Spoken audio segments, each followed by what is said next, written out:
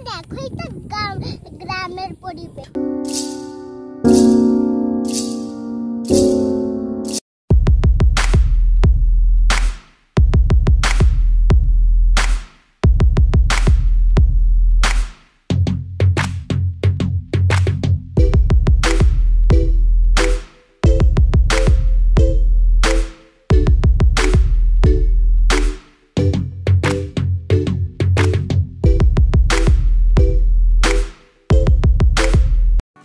Hello বন্ধুরা, কেমন আছো তোমরা সবাই? আশা করছি তোমরা সবাই খুব ভালো আছো, আর আমিও খুব ভালো আছি।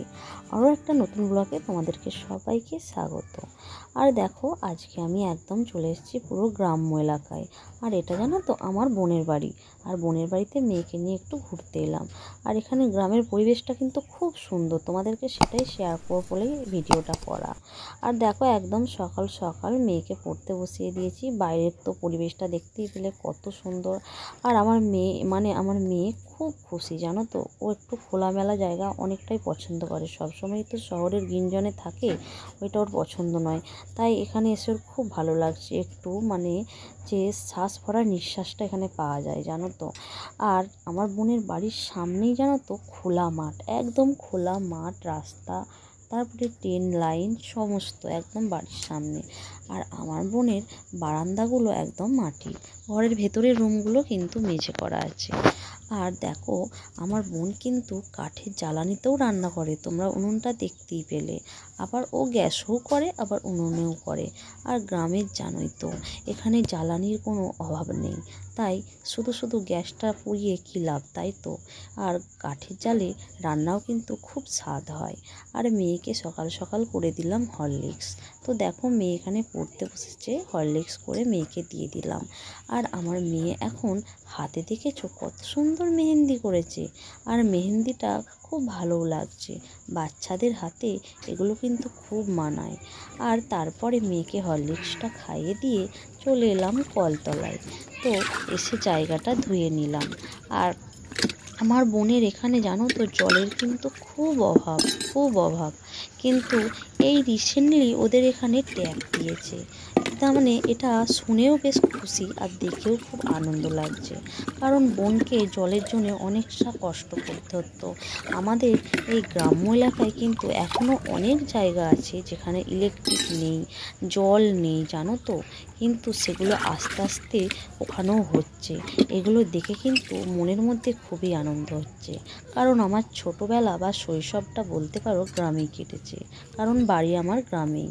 তাই গ্রামে যে কত কিছু জিনিসের কষ্ট ছিল সেটা আমি ভালোভাবেই জানি। আর আস্তে আস্তে সেগুলোর উন্নতি দেখে খুব ভালো লাগছে। আর এখানে দেখো, আমার বোনের কিন্তু বাড়িতে ছাগলও আছে। আর জানো তো, গ্রাম্য পরিবেশে প্রত্যেকের বাড়িতেই গরু ছাগল থেকেই থাকে, কারণ সেগুলোকে নিয়েও ওরা থাকে, তাই তো। আর এখানে দেখো, বোনের দুটো ছাগল।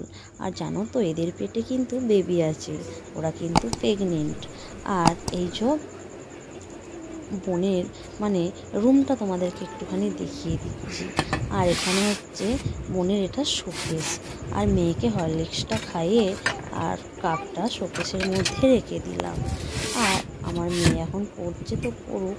আর এখানে দেখো, ডগিটা কেমন বসে আছে জানো তো।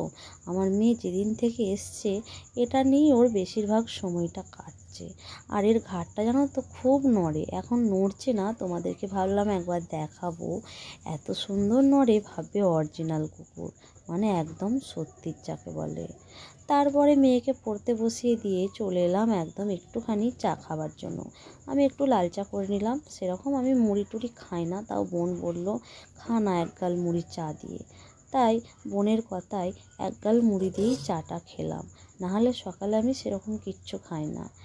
আর মেয়েকে হরলিক্স খাইয়ে পড়তে বসিয়ে বোনের সাথে গল্প করতে করতে দুটো মুড়ি চা খেয়ে নিলাম। তারপরে বোন গেল ওদের পুকুরে।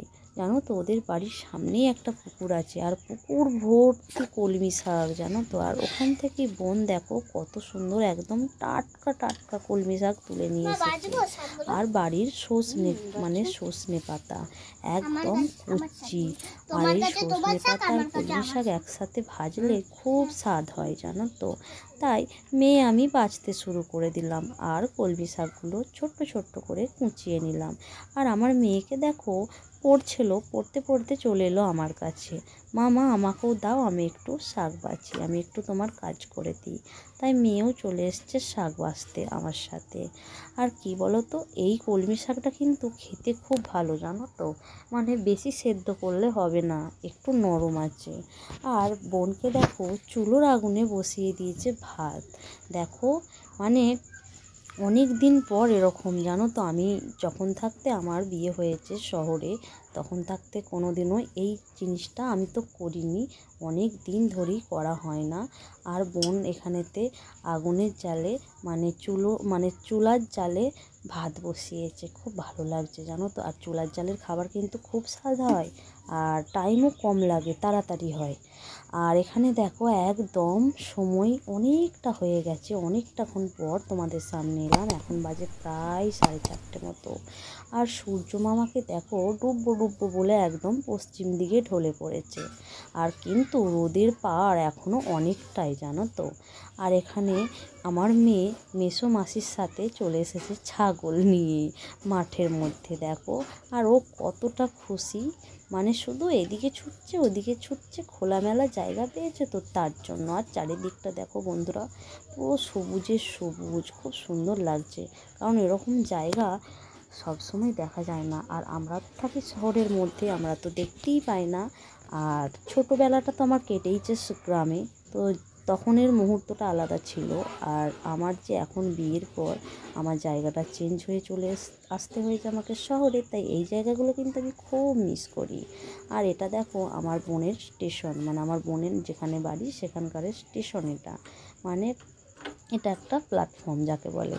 আর এখানে এদের টিকিট কাউন্টার একদম ছোট জানো তো, গ্রাম তো, এখানে সেরকম লোকালয় নেই তার জন্য।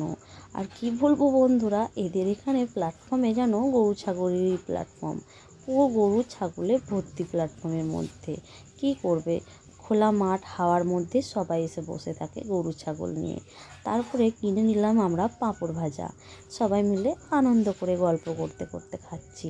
আর আমার মেয়েকে দেখো বক বক বক বক করতেই আছে। আর কি বলবো তোমাদেরকে, ও একটু বেশি যেন বক বক করে। আর এখানে দেখো সূর্য প্রায় একদম ডুবো হয়ে গেছে, আর একদম লাল আপেলের মতো জানো তো। আর মোবাইলের মধ্যে অতটা বোঝা যাচ্ছে না, কি বলবো। আর চলো আমার মেয়ে ব্লগটা শেষ করে দেবে। গ্রামের পরিবেশ কত সুন্দর দেখাচ্ছে, সবুজে একটা ভর্তি। এই দেখো বন্ধুরা, সবুজে মাঠ ঘেরা। আমি আমার মাসির বাড়িতে বেড়াতে এসেছি। আমাদের ব্লগটা খুব ভালো লাগবে। গুড বন্ধুরা, আমরা ব্লগটা এখানে শেষ করলাম। তোমরা পাশে থেকো, দেখতে থেকো। Tata, bye bye. Tata, bye bye.